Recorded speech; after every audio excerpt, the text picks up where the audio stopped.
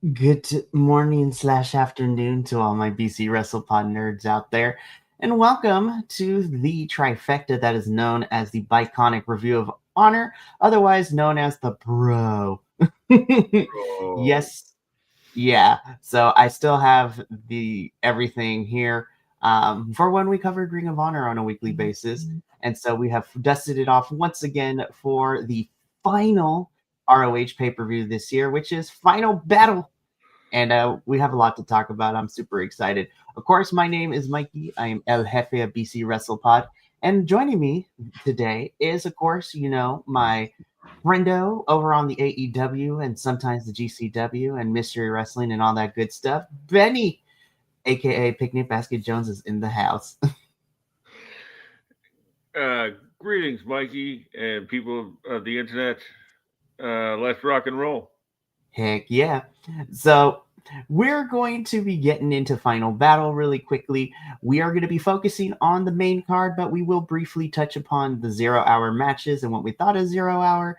And then we're going to get straight into everything that we got on the main Final Battle card. But before we do, go through these announcements really quick. If you like what you see here and you want to dig more into our archives, then you can go to our YouTube or the Twitch or the Kick and look up past streams, post show breakdowns, all sorts of good stuff. We do a lot here. But we also encourage you to follow us on your favorite social media site at BC WrestlePod, where we do our report cards and previews and predictions for all these wonderful things in wrestling. We have merchandise at bcwrestlepodshop.forthwall.com.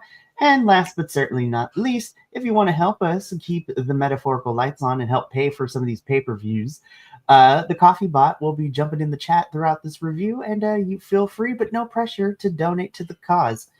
Alrighty, so with that out of the way, let's get into 0 hour first. So briefly touch upon it. So again, with 0 hour, love you, Tony Khan. It's like add like 18 matches before the show starts.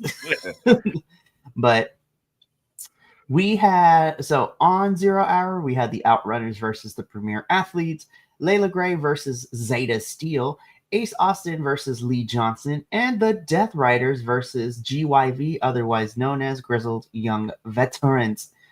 Um, for me personally, uh, got GYV is so good, man. Like I can sit here and talk about them all freaking day. That Death Riders GYV match was baller, and I really enjoyed Ace Austin with Lee Johnson. But yeah, I don't have a lot to say about 0 hours. Like it was fun. Yeah, I'm also a very big fan of the GYV Death Riders match. I Mhm. actually think it might have been better than the tag title match, but I digress. Um, eh, but everything else was on the 0 hour was good for basically no build. Um, but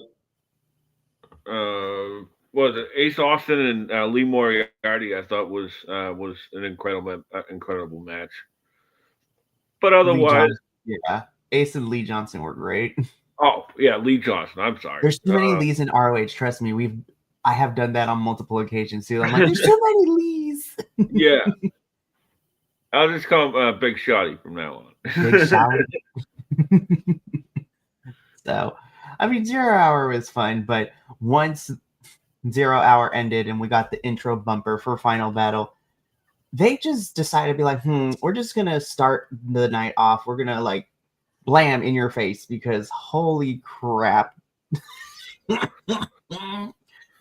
Lord have mercy. So we kicked Final Battle off, or the main card at least, with the ROH Women's Pure Championship Tournament Finals, where we were gonna crown an inaugural Women's Pure Champion. This is Deonna Purrazzo versus Billy Starks. And hot damn, what a way to open up the show. Holy hell, these two brought it. Mm. Yeah, this match was fantastic, and Deanna was sort of playing with her food like halfway through this match, and uh, all I'm gonna say is that on the shows, the ROH shows, Deonna Purrazzo was about to be purely insufferable.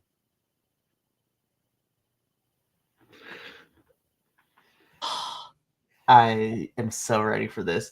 So there was a lot of fun spots for me in this match. I actually really love Deonna pulling, holding Billy's legs and then pulling her back against the ropes, and then Billy like ramming and vibrating the rope to make Deonna let go and hit the rope. There was just so many spots. And I am so happy. I was like, Billy, we've been practicing because your swanton actually hit. And I know that sounds really petty of me to say, but the last couple of times she's been using it, I was like, it's been hit or miss. It's been hit or miss, and it landed this time. But I love Billy to death, but I am super happy for Deonna because since being here in AEW, we both have been wondering, she was with Taya, and then, they didn't really go anywhere as a duo. And so now, then Deonna is in ROH. So I was wondering when we would do this, but now here we are. This match was amazing. I had a great time. Deonna Purrazzo is your inaugural Women's Pure Champion.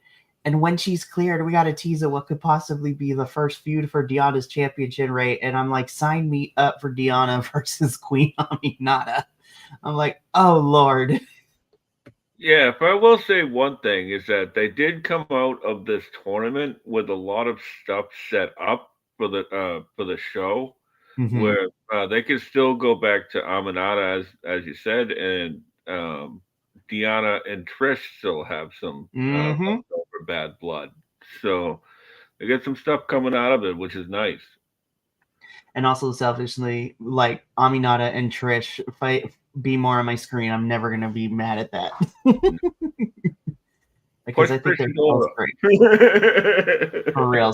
But no, I need more Trish on my screen, Tony Khan. I don't know what's going on, but give me Trish Adora on screen all the time, please. Yes. Fantastic.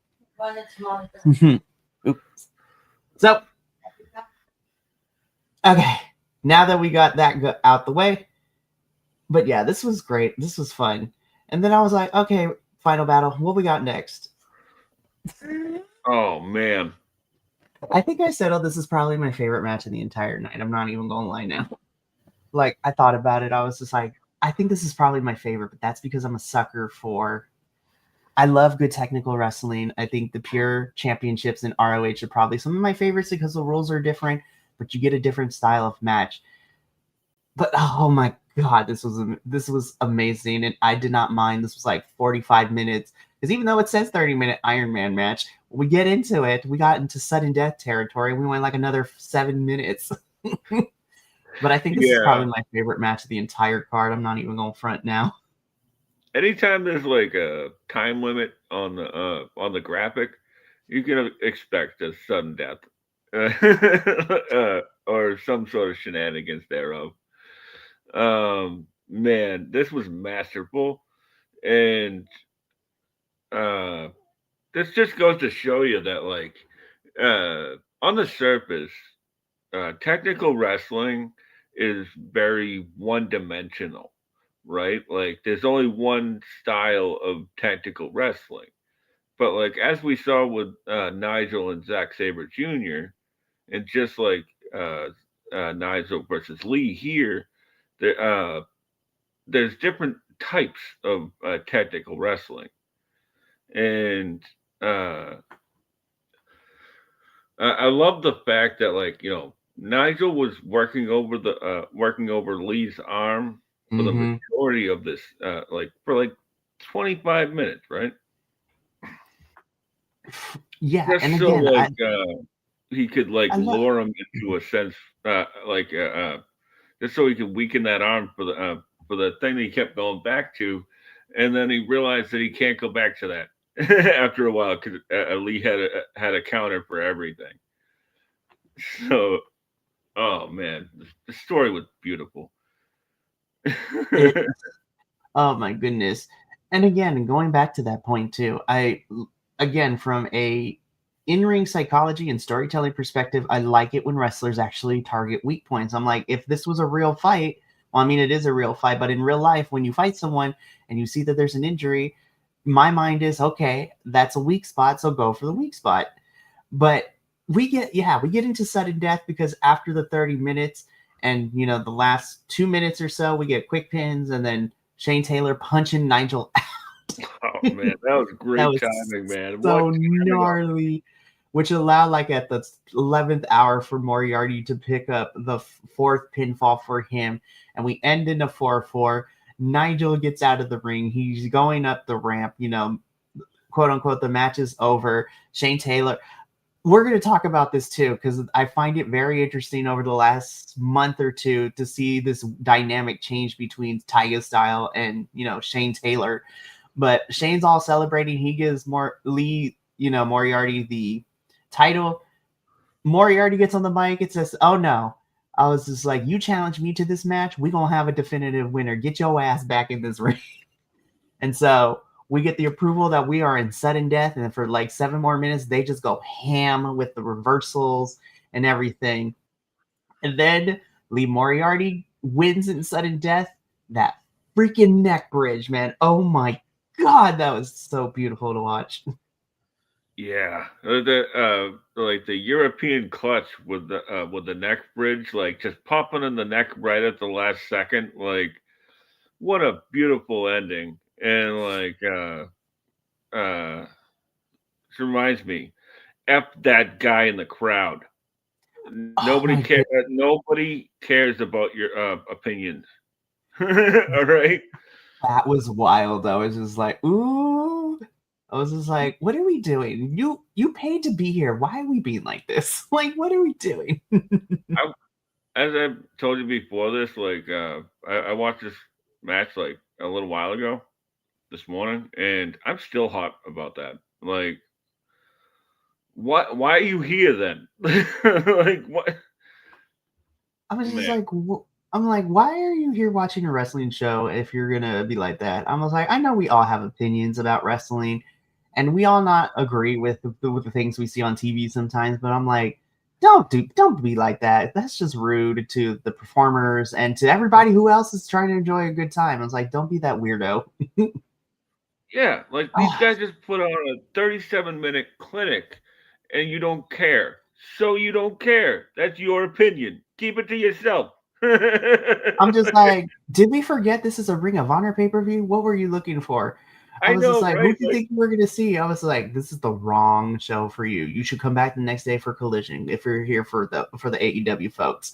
But I'm like, this is Ring of Honor pay-per-view. Y'all got to get this together. Also, now I don't want to talk about that no more. But what I do want to talk I'm about is sorry. like, I was like Moxley on commentary. I was just like, you know what, Mox? I dig this. Yeah, I love that he stayed out for the first two matches after doing the 0 hour with the Death Riders versus GYV, Mm-hmm. and Mox is just so funny. Like there's one point in this match here where like uh, Lee Moriarty hits Nigel with a Mongolian chop. And he goes, Mongolian chop? My mother does that. You know, it's not done in Mongolia. There's such a dry humor to Mox's sense of like comedy, and I love it to death. And I love him and Danielson. They're like two opposite ends of the spectrum. Like, because Seriously. Moxley is so chill, but his humor is dry. And then on the other spectrum, you have Bryanson, who's like yelling into the microphone and just, I don't. There's been clips circulated around in the last 48 hours of Danielson on Chris Van Vliet's podcast, and just like the way that Danielson is just doing this podcast, I was just like, you are such a weirdo, but you're my weirdo, Danielson. Brian, we love you. Like, Yeah, honestly, but they're both different cats, that's for sure, you know? it is. But man, this match ruled. But what I find more interesting too is like we are seeing some dynamic shift because like Shane Taylor, was trying to beat up Nigel after this and was like getting in his face. And the last month, Tyga Style over here was like, I need you to chill. Like, what are we doing? Like, it's crazy. And so I'm like, I'm not saying that Tyga Style is, I don't even think he's been a full heel, but now I feel like where he's at right now is kind of like not. Well, I mean, he still fits in with Shane Taylor Promotions, but I'm thinking we might see a split soon where he's gonna go off on his own a little bit, because he's just like every pure match he has had this year, I have seen him go from he's become less arrogant and more actual, like, no, pure wrestling is an art form, like it needs to be respected and all that kind of stuff. I mean, he still has his cockiness to it, but direction. yeah, I'm very interested to see where the direction goes and how it evolves come 2026. But yeah, this was my favorite match of the card, and that's saying something because there was pretty much almost every match on this card was amazing. I was like, oh Lord, which one do I pick?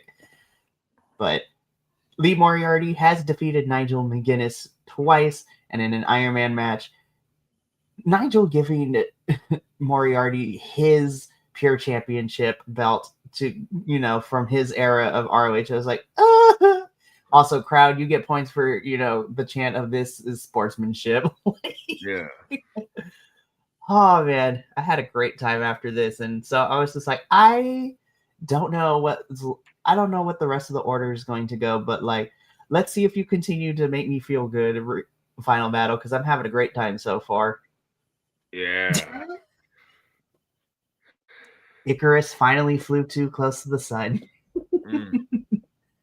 Yeah, Red Velvet might have stirred up a downfall.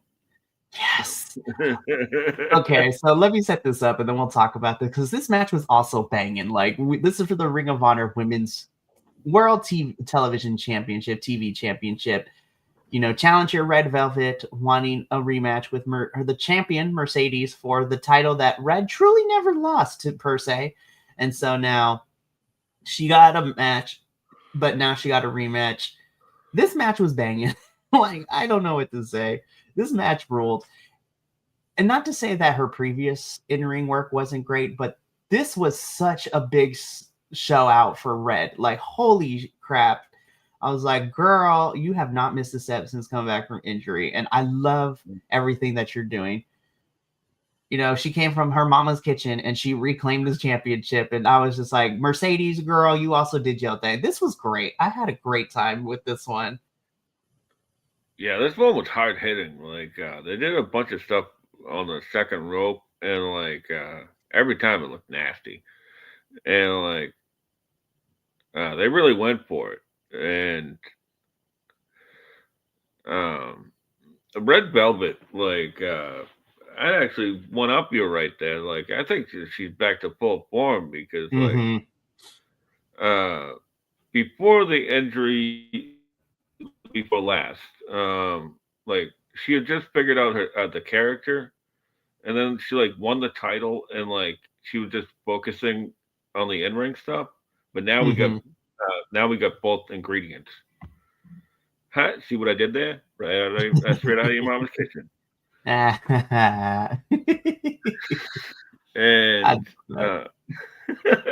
Ben. But yeah, like unfortunately, like I didn't get to see the first one of these two because I had to catch a train. But this match was fantastic, and putting Mercedes on third was pretty gutsy. So good for Red Velvet. Yeah, so like I said, Red reclaims the championship. She might, and like you pointed out, Red might have stirred up the downfall of many belts Monet over here. Which which is leading us into what's happening on Collision tonight. She is so frazzled and so angry. She's lashing out at everyone that she unintentionally gave Layla Gray a TBS championship match tonight on Collision, which I was like, I don't think Layla's gonna win, but we are gonna start to see Mercedes. We are gonna start to see Mercedes lose her shit more, and I'm kind of here for it. From a storytelling perspective, like not like I think Mercedes is bad kind of way, but from a storytelling perspective, I think now's the time to slowly start going downward spiral. because she's had 2 shots at the AEW Women's World Championship, and she never can get the big job done. Yeah. Like well she'll either start losing the belts or she'll overcompensate and get another 10. You know? Be like, look at my 15,000 belts, but you're not the Women's World Champion.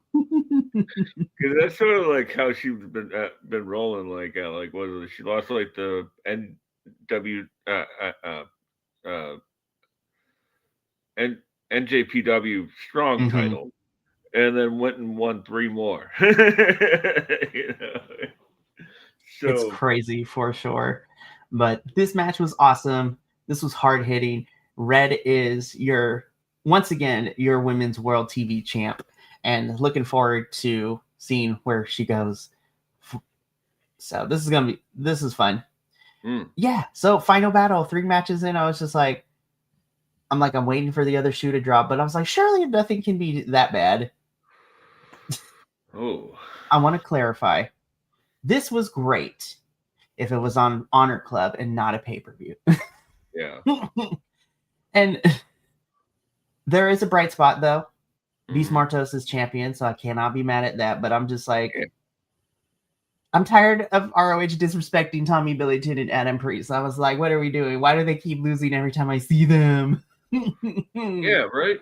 It's like all the video packages leading into this, like even like on commentary when they were talking about this match, like it's like, you know, Sammy and Mortos, and it's like, are they fighting fighting each other for the belts, or like who are you beating if you're not building up the other people? You're not beating anybody, you know. So yeah, and again, the match itself wasn't bad by any means necessary, but I'm just like, when I saw this, I was just like, I'm so mad. I was like, there's no way that LFI is losing these championships. I was just like, absolutely not. And I feel bad because I'm like, Tommy and Adam keep losing, and I don't want to keep seeing them lose. Like, what do they need to do? It's like, is there something we don't know, Tony? Like, what's going on? Like, yeah, what's going on with Jay Lethal, by the way? Because like all this stuff is like wrapped up in Jay Lethal. this is getting crazy. I was just like, I don't know what's happening. Again, the match itself was fine. I think Tommy Billington and Adam Priest are like, again, like, I'm going to throw them in the same way that I felt about Brody King and Bandito. At first, I was just like, this is a weird pairing. And the more I see them together, it's like, okay, if you break them up, I might legit start crying. I'm like, no, because they're so good as a team. I love them. Especially Adam Priest, man. I was like, he's been in this business forever. And I'm just like, I've always been following him on the independents, and I've loved his work. Yeah, I honestly just found him like maybe a year ago, but like this match, like they had a sort of similar match down at DPW, like earlier this year, with Jake something and Beats Mortos versus Adam Priest and Trevor, whatever, and that reminded me of this, and like Adam Priest is fantastic. Really reminds me of Jamie Noble, like, and yeah, I mean, like I'm a huge fan of this pairing because, like, when I saw Tommy Billington and Adam Priest separately, I was like, they should put those two together. And then they did, and it was magic. And then they did. I was like, oh man, like, this is just for me. Yeah, this tag team is for me and Tony. You know? For real. Oh man. Yeah, but again, the match itself was fine. There was some fun stuff. LFI it was weird how they worded it because it was for the vacant tag titles, but I'm like, but Sammy is still here. Like, what? But anywho, LFI retained/regained the tag titles, and so now it is Sammy and Mortos as tag team champions. I will say I feel like this is the division that kind of needs the most work in terms of getting like actual more established ROH tag teams, because we are kind of struggling. I was like, because I mean, I Yeah. thought the Outrunners could be fun, but who knows? They might still be because they're running around with Dalton Castle across everything, so that might still be a possibility. I have long abandoned the idea of, I was just like, the frat house, if they ever win these titles, I'm not going to care. I was just like, the frat house is a joke at this point. And I was like, if you put the titles on the frat house, I think I might have to reconsider some things. I'm just saying. Yeah, right. And it's more because of the concept of the frat house and Yeah. not the actual talent. Because I think Preston Vance, you know, Griff Garrison, they're great. Jack Jamison, I can, take him or leave him. I don't really care about him. But, Preston and Griff, I'm like, I think they're great. But the concept of the frat house is really stupid. I was like, I hate it. But, I'm not the one booking these shows, and they get to the pier and get squashed, so they still get paid. So I'm like, okay. But yeah, this tag match was fine. It wasn't bad, but I will say this is probably like my least favorite match, but that's saying something because it wasn't necessarily bad. Yeah. It was fun. There was a lot of Gaga and a lot of hard hitting Mm-hmm. stuff, but overall, this was a dud for me. Um, but I like everybody involved, so Same no here. no dis. I like everyone involved, but we need to restructure the ROH tag team division. Yeah. We got to figure Uh, some stuff out. ever But since anyway, the yeah, ever since the Kingdom lost those titles, like this whole division has just been. it's really hard, and I miss Mike Bennett and Matt Taven on my screen. I don't know what's going on with them. Yeah. I was like, I missed them on my screen. Uh, They're here for I like mean, they're here for like one show like a month ago. mhm. I was like, I miss them dearly. I really, really do. But yeah, LFI are still champs, and so we shall see who ends up, being their next challengers. We will keep a watchful eye on it. Oh man. And then we picked it right back up again. I'm not gonna lie. At first, I was just like, I feel like this is kind of a throwaway match, but hey, two people I like, so it's gonna be decent. And then my expectations were blown out the water. I was like, this is not decent. This was great. Oh man. When I saw this graphic, I was like, huh, that's probably on the 0 hour, right? And I'm then not like gonna lie. I initially thought it was on 0 hour until it got clarified that it was on the main card. I'm like, excuse me. it was like same thing. Like when Eddie's music hit, I was like, "This is on now." Like, because like I missed a few minutes of the obviously like the first hour, and like I was like, "Wait, what? What's happening right now?" And then they came out, and man, this match was friggin' awesome. Like this was fully formed Eddie and Josh Woods. This was a Kings Road special, and it was Mm-hmm. awesome. This match was amazing and it ruled. And I'm just like, I love Eddie Kingston, but I was just like, I was wondering, I was like, I miss Josh Woods. Where he be? Where he at? Like, where is Josh Woods? I think he's great. And watching him in here, I was like, oh, there's a reason why I love you. I Yeah. was like, Uh, oh Lord. I've been singing his praises for a long time, and every time I do, like he disappears for like 6 months.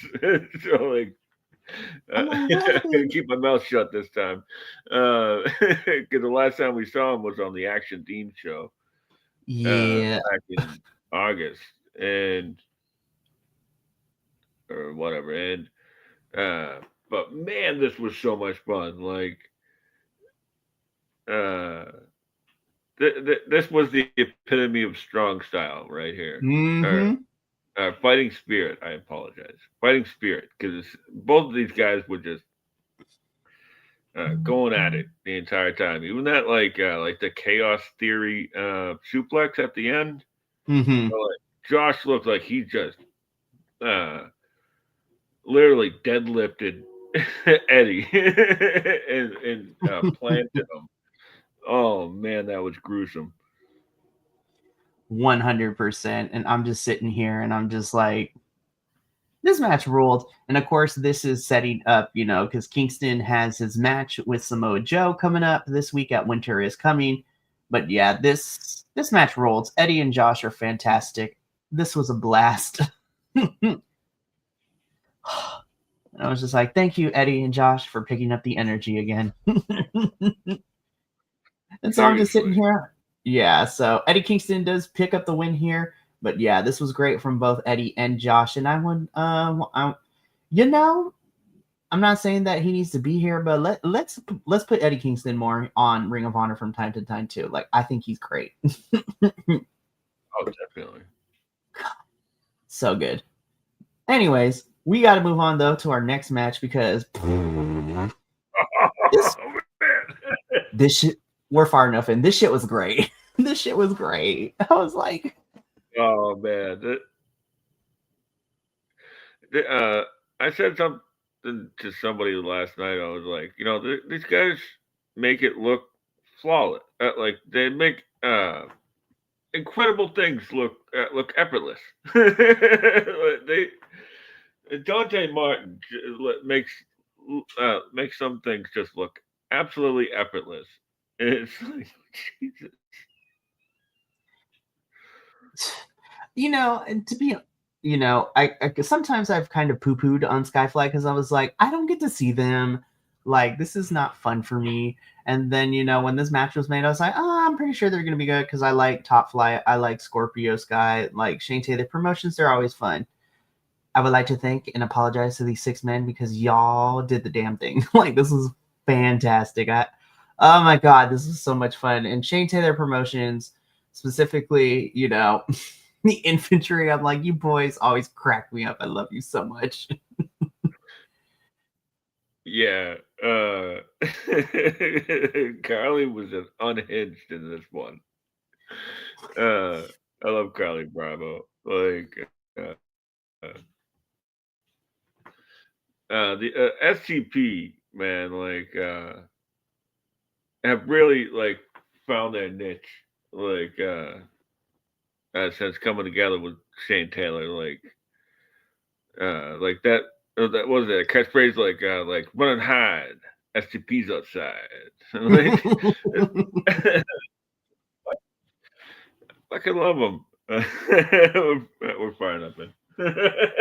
Yeah, we're far enough in. Like, we're good. But yeah, this was a fantastic outing for Skyflight and for Shane Taylor Promotions. This was a lot of fun. STP do retain the 6-man tag team championships, and I'm just sitting here and I'm just like, okay, I'm sold. I'm ready for more Shane Taylor Promotions domination in the trios divisions. Yeah. Great stuff all around. Like, this was just fun. I couldn't stop smiling throughout this whole match. Yeah, seriously. Like, it was like every second I was like laughing at something else, or like just enjoying something else. This was so much fun.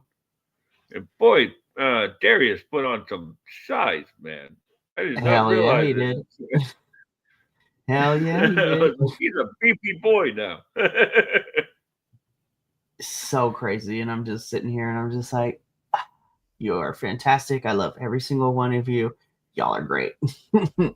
So by this point in the show, I'm sitting here and I was just like running through the list of everything that's left. And I'm just like, okay, we got 3 matches left. Let's see where we go next, right? Oh, man. So while not for a ROH championship, this is the first title defense for the newly minted AEW National Championship. Ricochet defending the title against, one of my personal favorites, Dalton Castle, him and his boys and the Outrunners. It was great.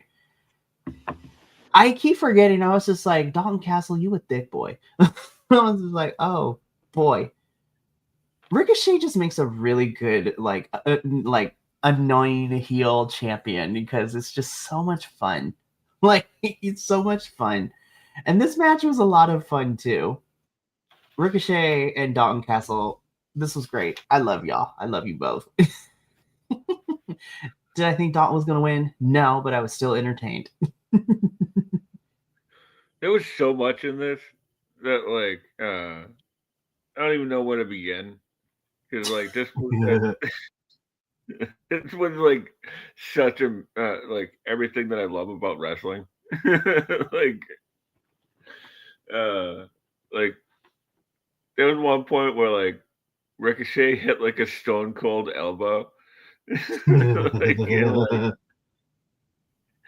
uh uh Caprice didn't know what to call it, so he just says like, "Oh, an old school elbow," because you can't say Stone Cold, you know what I mean? Mhm. So,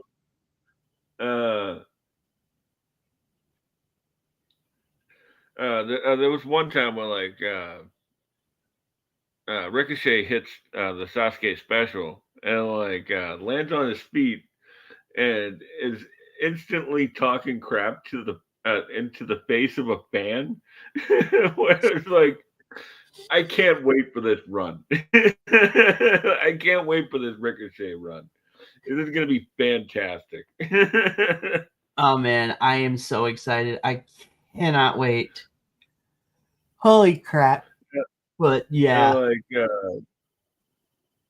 there was one point where like Dalton goes out with the boys and they start doing like the Ben Stiller. It just reminded me like like the Cobras from Dodgeball. Like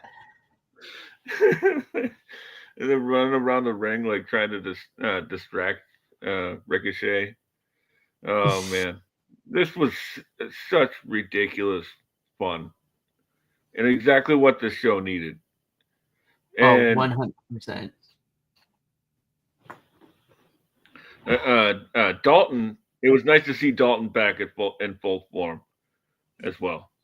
I have missed Dalton so much, and I'm so yeah, 100%. I agree with you for real. Like,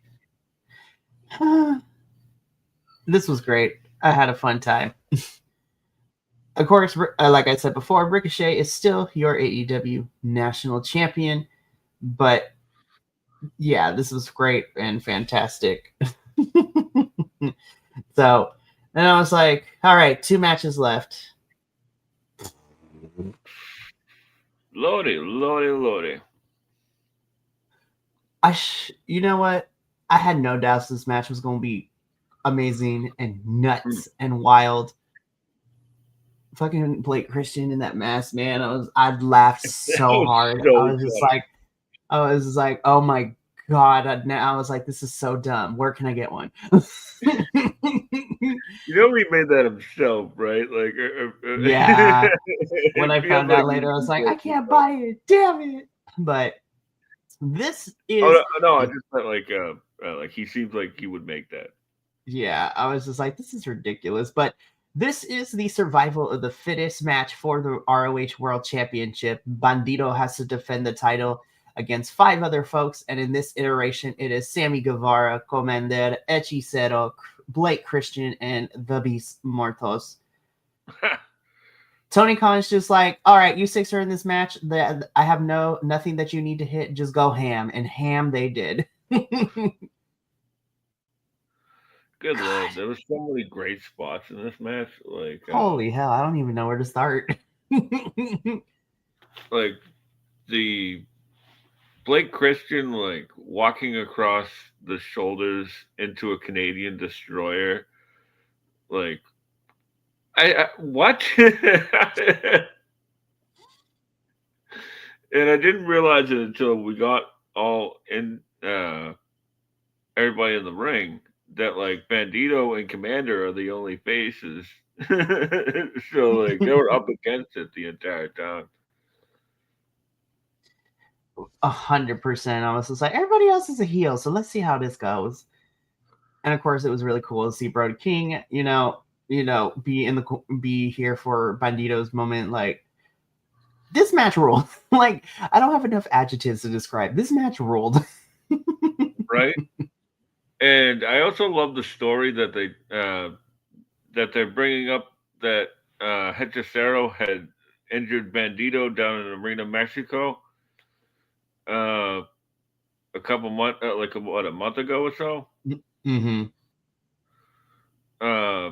And so like that story played into the finish, which was pretty neat. That's long term storytelling, and it doesn't have to be 3 years long. You're like, oh my goodness. Oh man, this was definitely a blast for sure. Ban- through through it all though, Bandito is your survival of the fittest, and he is still our ROH World Champion. What a year Bandito has have! I am I have been so impressed with his run, both as ROH Champion and our AEW Tag Champion. Like Bandito has been his run this year has been fantastic. Oh yeah. And also, this is not necessarily what makes me like Bandito even more, but the fact that he is just so genuine and humble and just such a nice person too. I was just like, there is nothing that I can find. I was like, literally, there's no hate for this man. Like, how can you hate Bandito? Yeah, right. And apparently he's gorgeous underneath that mask. So like, Yes, which is also a small plus. Anywho, no, but I was just like, what a year Bandito has had, man. Like him and Takeshita both. Like if we're specifically talking AEW and ROH, I was like, what a year it's been for both of them, both in the company and outside the company too. seriously, like I honestly think that Bandito Takeshita match back at Final was it Super Card that of Honor. Supercard, yeah. Yeah, Super Like Card. and that match like really set up the summer of Takeshita. Mm-hmm. Like that was a great way to start it off because right after that he landed in the G1. So Won that and then ended up winning the IWGP World Heavyweight Championship. Like, what a year. whew, What a year. But yeah, Bandito is still our ROH World Champion. And I had to remind myself, I was like, oh yeah, he only won this title back in April, so it hasn't even been a full year of him being champion yet. I'm like, oh snap. and he won in that AEW Dynasty too, which I was like, oh yeah, that's right. I forgot. He hasn't even gotten to a year as champion yet. isn't it funny So, how the ROH Men's World title can be on a pay-per-view, but not the but women's? not the women's. We're gonna have words, Tony Antonio. We love you, but like we're gonna have words about that. Well, speaking of women's though, because that was what main evented our show for Final Battle. The main event, the ROH Women's World Championship. Athena, the fallen goddess, the forever ROH Women's World Champion, and longest reigning champion of any of the divisions in ROH, both rebranded or the old guard, taking on CMLL superstar Persephone and the girls. Y'all get one of these. You get one of these. Y'all did the damn thing. Holy hell! Yeah. This was really fun. I'm gonna have to go back and watch it again. And uh, I put it in my notes as the Battle of Mount Olympus, right? Because they're both named after Greek goddesses, and um, but yeah, they took their time and they really built uh, built to the finish, and this crowd was behind them from the get. So kudos to them. There were some really fun spots. That table spot where Persephone threw Athena like smack dab down on the table was wild. Persephone is just a star, man. Like I'm so happy that she gets to come over to be, she's also had a really fun year in terms of both in her own company in CMLL and also outside. She got to participate in that 4-way at Forbidden Door representing CMLL. She's always representing CMLL and ROH and AEW. She got to have this match with Athena.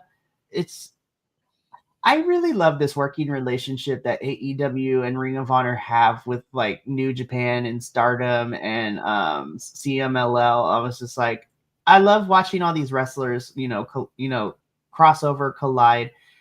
It's so great. And then with the scrum with Tony Khan, potentially wanting to do a Global Wars Australia and that be an all women show, I'm like, make it happen, Antonio. Y'all got like you got like 2 months, because if you're all going to be in Australia anyways for Grand Slam Australia, let's make Global Wars happen. Why in Australia though? That is very fair, but I will also say though, and this is just a weird wrestling fact that I found too. There's a lot of great men's talent in Australia, but there's a lot of women wrestling in Australia. And I think a lot of the companies just in the last year alone are starting to realize how great Australian wrestlers, especially women's Australian wrestlers, are. Because, and again, I'm not comparing Okay. companies, but like in the last couple of years, the Australian women have kind of been killing it in their respective promotions, because Australia has given us the likes of Timeless Tony Storm, um, Mariah May, Rhea Ripley, like, and then even Zarya in NXT right now. She killing it right now. So I feel like the promotions weren't really clocking Australia too much, but I also feel like the men's division, specifically like Kyle Fletcher and all of them, have kind of be like, we should probably be taking a look at Australia more in terms of like wrestlers. But I'm like, Australia has always been kind of on and popping like that, though, to be quite honest. Nice. Because like a couple years ago, it was the UK, because everyone and their mother were trying to grab every single UK wrestler that they could. And so I feel like it just shifts too, because I think before that, there's like, oh, look at all these wrestlers coming out of Japan and then Mexico. It always ends up rotating in terms of like what's the hotbed for international wrestling right now. Yeah, that's true. And then you just have me, who's just like, I watch everything, so I get to see everyone. But it is an interesting thing, though. And you got like Shazza McKenzie, like who's an Australian talent on the Mm-hmm. independent. She's really good too. Yeah, Probably something so to her up. yeah, let's more global superstars on our wrestling, please, because they are great. Like, wrestling is fantastic around the world, and it needs to be showcased more often. Like this match in particular, yeah, this was great. Athena does retain. She is still your forever champ. She did mention on the scrum that she is coming up on 3 years as champ, and I was just like, Yeah. this is my, and I wouldn't even say this is a critique though, but this is a genuine question, Tony Khan. Where do we go here for Athena, and who is going to be the one to actually take her down now? Like, we have ran through this division like 3 times already, I feel like, and none of the international girls can take it from her either. So who do we have lined up to take it off of Athena? Well, the problem is right now is that they have 9 women on under contract and 3 titles. Yeah. So I there's was like, that. ROH, I'm going to tell you, like I said last night during our TNA review, I was just like, you need to start locking these contracts down. You need to get more people in this company. Like, I'm not saying that ROH needs to be like an NXT developmental kind of thing, but like sign people and like have a specific location for Ring of Honor shows. Because I love getting to see Ring of Honor matches before Dynamite and Collision when I go to these tapings. But the crowd is either not there because it's beginning of the show, or they're all leaving because they're all tired after being there for hours. So I'm like, give the ROH roster an actual like crowd that's going to be behind them, and let's to make it also easier too for everyone, so everyone's not burnt out. Because I feel like the ROH roster deserves, a weekly basis in a crowd. Like when we had the residencies in, like not this past summer, but no, this past summer, and then last summer too, summer of 2024, when we had the residencies for Collision in Texas, which also was residency for ROH. Those shows were great because there was a residency where we had Yeah. week in and week out, people were at these tapings. I'm like, do that then. Pick a city, like go to different cities, find residencies, and like do like 2 or 3 weeks of tapings, and then there you go. Give some consistency to these folks because they deserve it. Yeah, they really do. And uh what is it, like 3 minute squash matches to build to nothing is not something I want to pay for, to be honest with you. No. So, Neither do I. but if, I will say that, like, if there's any reason to get Honor Club, it is for the library that they have. Like, That. they Mm-hmm. have the best library of people who changed the industry throughout the years. Like, starting from like 2002 to 2025. Well, that was 2019, whatever. Oh man. So this is going to be, yeah, but this match ruled, and then Final Battle as a whole was fantastic. Yeah. Man, what a show. This was great. Do I wish that Yeah. Ring of Honor had more pay-per-views? Kind of, but I am happy that with the 3 they get, they're always stellar. Like this year, Supercard, Death Before Dishonor, Final Battle this year, all 3 shows were fantastic. The funny thing is, right? Like, when Roosh went down with the injury, right? That like sort of like rebuilt this entire card. um, from everything we know, right? I'm a huge fan of Bandito and Roosh's work together. They do fantastic and solid work. But dude, you gotta build to that. Like, it's just a cold match with no build. Who's it helping? Who's it helping? That's all I'll say. 100%.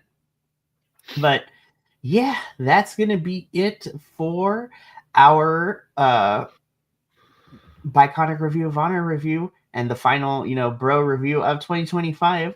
Whenever ROH decides to announce their next pay-per-view, we will be back to cover that. But we got one more thing coming up tomorrow evening, which is our WWE Survivor Series review. We're going to talk about the pay-per-view, talk about Raw and SmackDown.